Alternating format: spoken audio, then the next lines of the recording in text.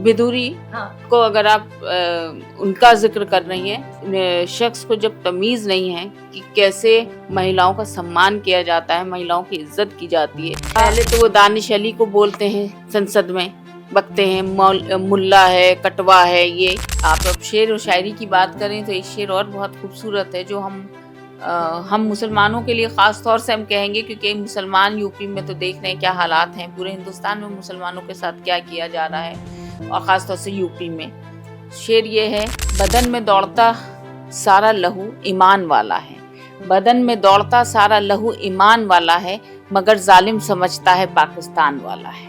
तो मैं अपनी आवाम से यही कहूँगी कि हिंदू मुसलमान मत करिए, मंदिर मस्जिद मत करिए, इससे किसी का भला नहीं हुआ है।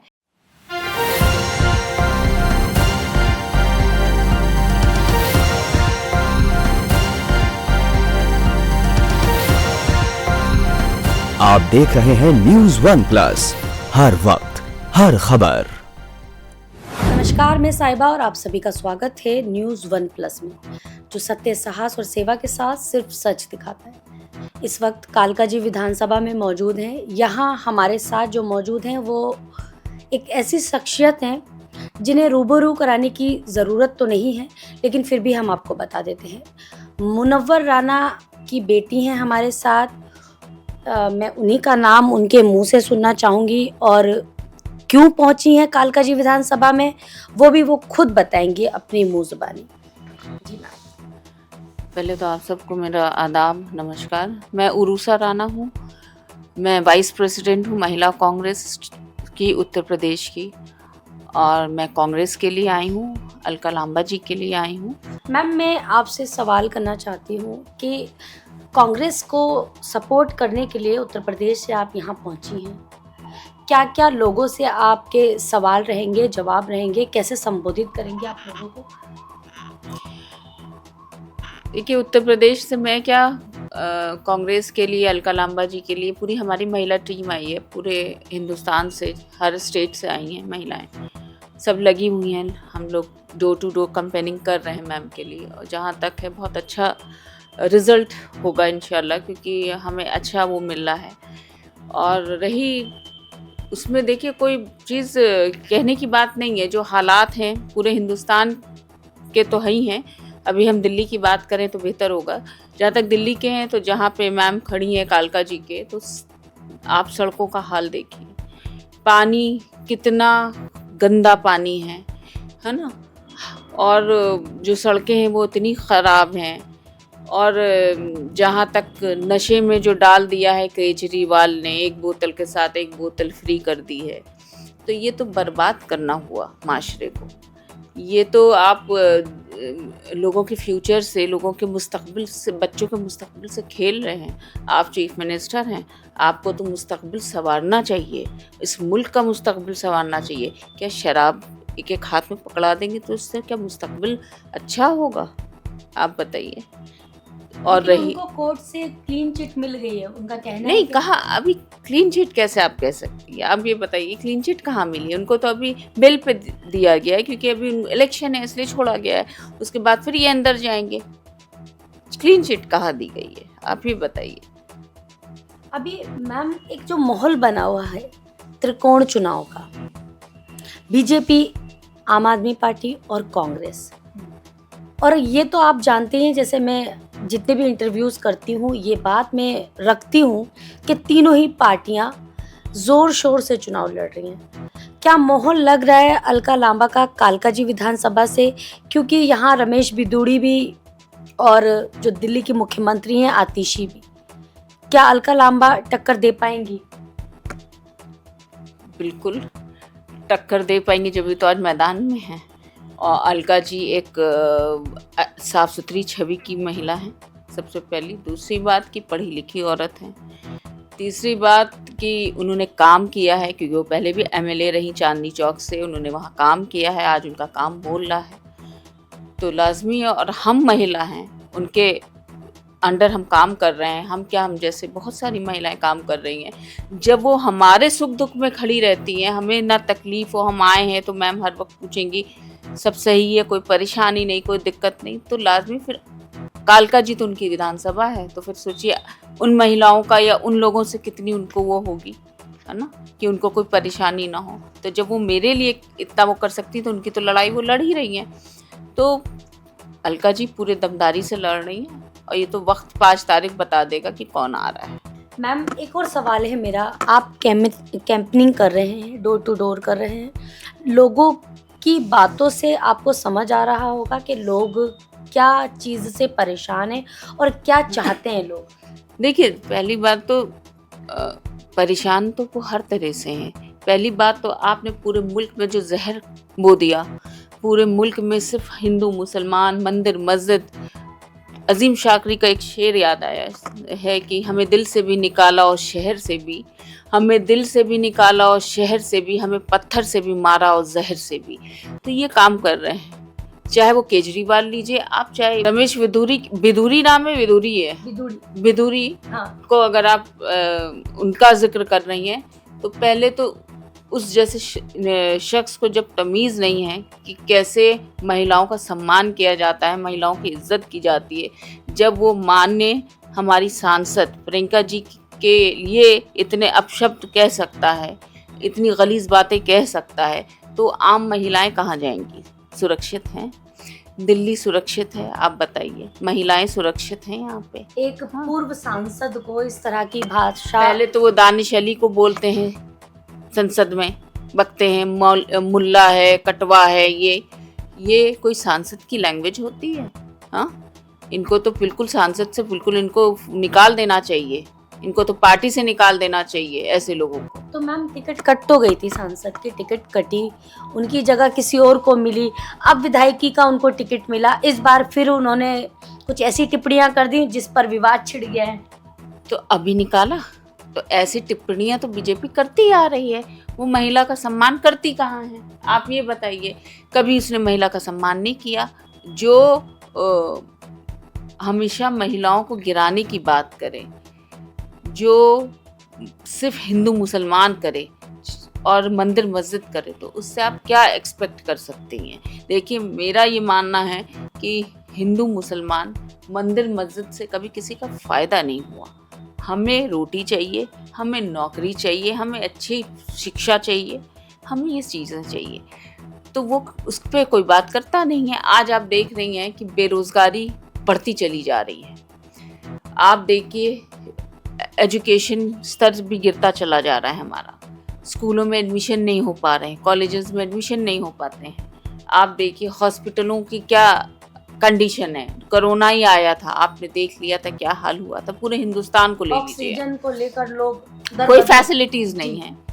आप ये देखिए, महंगाई इतनी है, एक महिला जो पूरे घर का खर्चा चलाती है, पूरा घर को चलाती है। जब कांग्रेस पार्टी थी तो यही हमें सिलेंडर 400 साढ़े 400 में मिलता था, आज वही सिलेंडर हम 1200 1000 रुपये देते हैं, तो फिर कैसे चलेगा? और आप नफ़रत की बात करते हैं, आप कोई ऐसी बात नहीं करते जिससे लोगों में एक अच्छी वो जाए, है ना, एक मैसेज जाए। हाँ, एक सवाल है मैम मेरा, ये आप अपनी शायरी के माध्यम से मुझे बताइएगा, किस तरह से, जैसे अरविंद केजरीवाल, विपक्ष कहता है कि अरविंद केजरीवाल लालच देते हैं महिलाओं को, फ्री बस का, बिजली का, पानी का। अब दोनों पार्टियां भी वही कर रही हैं। अभी कांग्रेस ने भी 2500 का वादा कर दिया है और भाजपा ने भी। सिलेंडर दोनों ने ही, भाजपा और कांग्रेस दोनों ने ही 500 रुपये का कर दिया है। मैं ये जानना चाहती हूँ क्या है ये मामला? देखिए, आपने बताया कि अभी बीजेपी ने 500 का सिलेंडर कर दिया, जो हम लोग पहले, हाँ, जो हम लोग कर चुके हैं ऑलरेडी। कर्नाटका में आप देखिए हमारी सरकार है, हमने कब कर दिया। तेलंगाना में हमारी सरकार है, हमने कब कर दिया 500 में सिलेंडर। और बात मुद्दे की ये है कि जो वादे कांग्रेस कहती है वो करती है, सबसे बड़ी बात। ये तो इतने मक्कार हैं, इतने झूठे हैं, इन्हीं ने कौन कौन से वादे से ये झुटलाएंगे। इन्हीं ने कहा कि इतने पैसे आप तुम्हारे बैंक खाते में आ जाएंगे, 15 लाख की बात की थी, किसी के खाते में आए। इन्हीं ने कहा था सड़कें अच्छी कर देंगे हम, वो हुआ। इन्हीं ने कहा था हम सुरक्षा देंगे महिलाओं को, कौन सी सुरक्षा है? क्या हालात हैं? आप यूपी में हो, दिल्ली में हो, महिला सुरक्षा की बात करते हैं, कहाँ कोई सुरक्षा मैम है? मैं यूपी के बारे में जानना चाहती हूँ, माफ कीजिए मैं बीच में रोक रही हूँ आपको। यूपी में कहा जाता है कि योगी का बुलडोजर चलता है, इस पर क्या कहेंगे आप? भाई देखिए, एक शेर मैं पढ़ रही हूँ, इस पे तो शेर है, हमारी बेबसी देखो, हमारी बेबसी देखो उन्हें हमदर्द कहते हैं, हमारी बेबसी देखो उन्हें हमदर्द कहते हैं, जो उर्दू बोलने वाले को दहशतगर्द कहते हैं। अगर दंगाइयों पे तेरा कोई बस नहीं चलता, अगर दंगाइयों पे तेरा कोई बस नहीं चलता, तो फिर सुन ले हुकूमत, हम तुझे नामर्द कहते हैं। आप केजरीवाल की यहाँ हुकूमत है, वहाँ योगी जी की हुकूमत है। हुकूमत क्या कर रही है?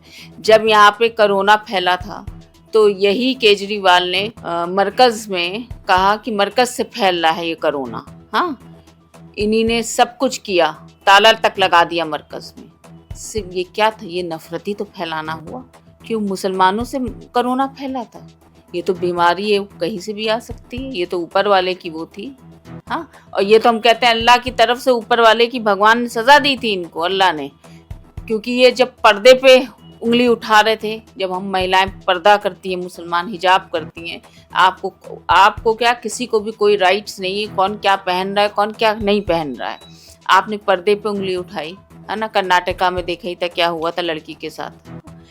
तो अल्लाह ताला ने ऐसी बीमारी ला दी है जिसमें आदमी भी मास्क लगाए हिजाब के घूम रहे थे। ये तो ऊपर वाला है ना, कहते ना अल्लाह के घर देर है अंधेर नहीं है, तो ये अल्लाह की तरफ से है। तो चाहे केजरीवाल हो, चाहे वो बीजेपी हो, ये एक ही है, इनको अलग हम नहीं कहते हैं।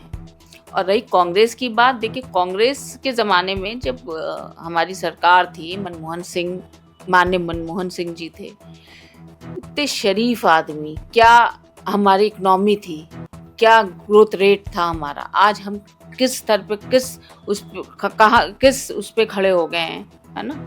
आज हमारा वो गिरता ही चला जा रहा है। हाँ, देश का क्या हाल हो रहा है, लोग भूखे मर रहे हैं। हाँ, लोगों के पास खाने का नहीं है। हाँ, आप बताइए कि आप मुख्यमंत्री हैं, चाहे आप योगी जी को ले लिए और प्रधानमंत्री मोदी जी को ले लिए, कि आप दूसरे के कपड़ों पे बोलते हैं, वेशभूषा पे बोलते हैं, है ना। तो आप कौन होते हैं? क्या भारत में इस तरह की बात वेशभूषा से पहचाना जाएगा? लोग, ये प्रधानमंत्री के बोल थे कि वेशभूषा से पहचाने। ये बात जब मैं इलेक्शन लड़ रही थी 2022 में असेंबली का उन्नाव से, तो वहाँ पे भी आज तक वालों ने मुझसे सवाल किया, तो उसी वक्त का ये उनका वो है। तो मैंने यही बोला, मैंने बोला था कि क्यों, जब प्रधानमंत्री कहीं भी जाते हैं, नेपाल गए तो नेपाल की वेशभूषा पहन लिया, और कहीं गए दुबई गए तो वहाँ का पहन लिया, शेख से मिले तो शेख वाला पहन लिया, मतलब जहाँ भी गए, जिस कंट्री गए तो वो उन्होंने पहना। तो आप पहन सकते हैं, अगर हम कुछ पहनते हैं तो उसमें आपको दिक्कत होती है। देखिए, प्रधानमंत्री हो या मुख्यमंत्री हो, वो हमारे देश का है, वो हमारा है, मेरा चुना हुआ है। तो एक कम्युनिटी को आप सिर्फ टारगेट नहीं कर सकते हैं। हाँ, या एक कम्युनिटी या एक को आपका साथ नहीं दे सकते, आपको सबके साथ देना होगा। आप राजा हैं, आप प्रजा जो है वो सारी आपकी है, और राजा आप सारी प्रजा के हैं, किसी एक के नहीं। राजा के अनुसार प्रजा को कपड़े पहनना चाहिए, या फिर राजा को प्रजा के मन की सुनना चाहिए? यही तो बात है कि वो मन अपनी बोलते हैं, वो मन सुनते कहाँ हैं। और यही फर्क है राहुल जी में और मोदी में, क्योंकि राहुल जी गरीबों का दर्द समझते हैं, उनके सुख दुख में रहते हैं, उनके साथ खड़े रहते हैं। किसान का मुद्दा लीजिए, गरीबों के मुद्दा लीजिए, महिलाओं का मुद्दा लीजिए, बेरोजगारी का मुद्दा लीजिए, यूथ का मुद्दा लीजिए, तो सारे उसमें तो कांग्रेस पार्टी खड़ी होती है। राहुल जी और प्रियंका जी खड़े रहते हैं, वो आवाज़ बुलंद करते हैं, वो दहाड़ते हैं, ये कहाँ छुप जाते हैं। तो इस पर तो मोदी जी का भी कहना है, विपक्ष का एकदम जोरदार नारा हो जाता है कि मतलब कांग्रेस बरगला रही है, देश के लोगों को बरगला रही है। अच्छा, जब कांग्रेस थी तो आप वो कर रहे थे, है ना, आप वो कर रहे थे। आज कांग्रेस, भाई हम तो ऑपोजिशन है ना, मेरा काम है बोलना, हम नहीं बोलेंगे तो कौन बोलेगा। आप ये बताइए, जब कांग्रेस की सरकार थी, जब 400 में था, तो वही स्मृति ईरानी सड़कों पे बैठी थी, नहीं बैठी थी सिलेंडर लेके। आज स्मृति ईरानी कहाँ चली गई जो हम 1100 और 1000 में सिलेंडर ले रहे हैं? महिलाओं के साथ उत्पीड़न होता है, बच्चियों का रेप होता है, तो उसे स्मृति ईरानी कहाँ चली गई? अब वापसी कर तो दी स्मृति ईरानी ने, अपने सीरियल्स में शायद वापसी कर दी सूत्रों की माने तो। वो सीरियल ही लायक थी, वो पॉलिटिक्स में उनका कोई काम नहीं था, वो सीरियल ही तक सीमित रहे तो बेहतर है, क्योंकि ना उन्होंने काम किया है। वो तो अमेठी वालों ने बता ही दिया उनको कि तुम जहाँ से आई हो तुम वहीं जाओ। मैम एक सवाल, अंतिम सवाल है मेरा। आप शेर व शायरी से जानी जाती हैं, बहुत खूबसूरत शेर पढ़ती हैं, एक शेर के माध्यम से आप बहुत कुछ कह जाती हैं। आपके पिता मुनव्वर राणा जी भारत में फेमस शायर हैं और बहुत ही अच्छे स्पीकर भी हैं। मैं एक दो शेर आपके सुनना चाहूँगी जो आप इस आवाम को कहना चाहें, कालकाजी विधानसभा के लोगों से जो कहना चाहें। देखिए, इस आवाम से मैं यही कहूँगी कि देखिए, ये लड़ाई जो हम लड़ रहे हैं, कांग्रेस पार्टी लड़ रही है, ये सिर्फ कांग्रेस पार्टी की नहीं है। जब तक आवाम साथ नहीं देगी तो हम अकेले नहीं लड़ पाएंगे। बहुत मैम ये शेर के माध्यम से कहना है। मैं शेर भी बोलूँगी, मैं पहले बात रख दूँ कि फिर मैं बीच में शेर पढ़ूँगी, क्योंकि शेर समझना भी ज़रूरी है ना। तो मैं ये लड़ाई की हम बात कर रहे हैं, तो ये जो लड़ाई है वो हमें मिल के लड़ना होगा। खामोशी से अगर हम कोई खामोश बैठ जाएंगे तो फिर ये मुल्क बर्बाद होगा। शेर ये है कि मरना ही मुकद्दर है तो लड़ के मरेंगे, मरना ही मुकद्दर है तो लड़ के मरेंगे, खामोशी से मर जाना मुनासिब नहीं होगा, है ना। और रही आप अब शेर और शायरी की बात करें तो एक शेर और बहुत खूबसूरत है जो हम मुसलमानों के लिए ख़ास तौर से हम कहेंगे, क्योंकि मुसलमान यूपी में तो देख रहे हैं क्या हालात हैं, पूरे हिंदुस्तान में मुसलमानों के साथ क्या किया जा रहा है, और ख़ास तौर से यूपी में। शेर ये है, बदन में दौड़ता सारा लहू ईमान वाला है, बदन में दौड़ता सारा लहू ईमान वाला है, मगर जालिम समझता है पाकिस्तान वाला है। और एक शेर ये है कि अब तो ये देख के पतंगे भी हैरान हो गई, अब तो ये देख के पतंगे भी हैरान हो गई, अब तो छतें भी हिंदू मुसलमान हो गई। तो मैं अपनी आवाम से यही कहूँगी कि हिंदू मुसलमान मत करिए, मंदिर मस्जिद मत करिए, इससे किसी का भला नहीं हुआ है। हमें अपने बच्चों का मुस्तकबिल संवारना है, इस देश का मुस्तकबिल संवारना है, तो हमें ये सब छोड़ना होगा, हमें एक होना होगा। हम एक हैं तो हम बहुत बड़ी ताकत हैं। अगर हम एक दूसरे पे ऐसे लांछन लगाते रहेंगे, एक दूसरे पे बोली बोलते रहेंगे, तो हमारा देश बिखर जाएगा। तो इस देश को बिखरने ना दीजिए, और ये देखिए कि कौन सी पार्टी आपके साथ खड़ी है, आपकी हमदर्द है। तो मैं यही कहूँगी कि कांग्रेस पार्टी ही ऐसी पार्टी है जो सबके साथ है, क्योंकि एक सेकुलर पार्टी है, उनका विचार जो है वो सेकुलर है, वो सबके साथ है। तो कांग्रेस पार्टी का आप साथ दीजिए। अलका लांबा जी को यहाँ से 5 तारीख को एक बटन दबा के भारी मतों से जिताएं।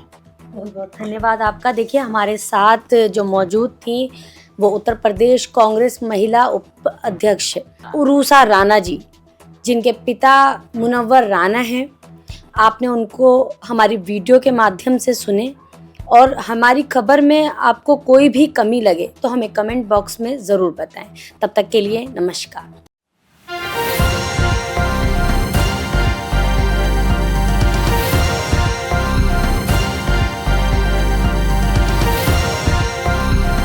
आप देख रहे हैं News One Plus, हर वक्त हर खबर।